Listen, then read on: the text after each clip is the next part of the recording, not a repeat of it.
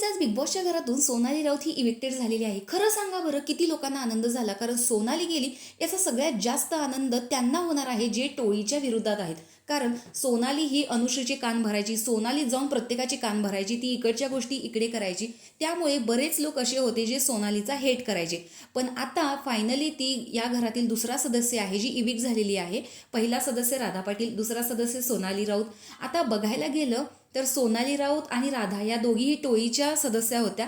आणि जे लोक घरातून इलिमिनेट झालेली आहेत ती लोक सुद्धा टोळीचेच मेंबर आहेत. त्यामुळे कुठेतरी टोळीची संख्या आता कमी झालेली आहे. त्यामुळे विशाल कोटियनने आता प्रत्येकाचं मन वळवून आपल्या टोळीमध्ये काही सदस्य घेणं हे त्याला गरजेचं आहे. त्यामुळे आता तो या गोष्टीसाठी जास्त प्रोक करणार की तुम्ही माझ्या टोळीत या. तो प्रत्येकाचे कान भरायला सुरुवात करेल. कारण त्याने भाऊच्या धक्क्यावर सुद्धा म्हणून दाखवलं की 4 जणांविरुद्ध 12 जण मला वैताग आलेला होता. त्यामुळे मी बघत होतो की लोक माझ्या टोळीमध्ये कसे येतील. त्यामुळे आता जास्तीत जास्त प्रयत्न करणं हे विशालचं कामच होणार आहे. त्यामुळे किती लोक टोळीमध्ये जात आहेत हे आता आपण नाही सांगू शकत.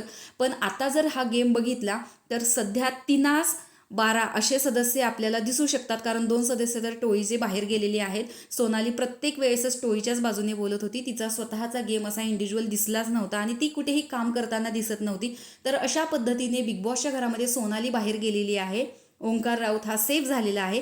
तर तुमचा आनंद हा तुम्ही कमेंट बॉक्समध्ये व्यक्त करा. आणि जर सोनाली गेली याचा आनंद झाला असेल तर व्हिडिओला लाईक करायला विसरू नका. आणि अशाच बिग बॉसच्या नवनवीन अपडेट्स रोज पाहण्यासाठी आपल्या चॅनलला सबस्क्राईब करा. तोपर्यंत बाय.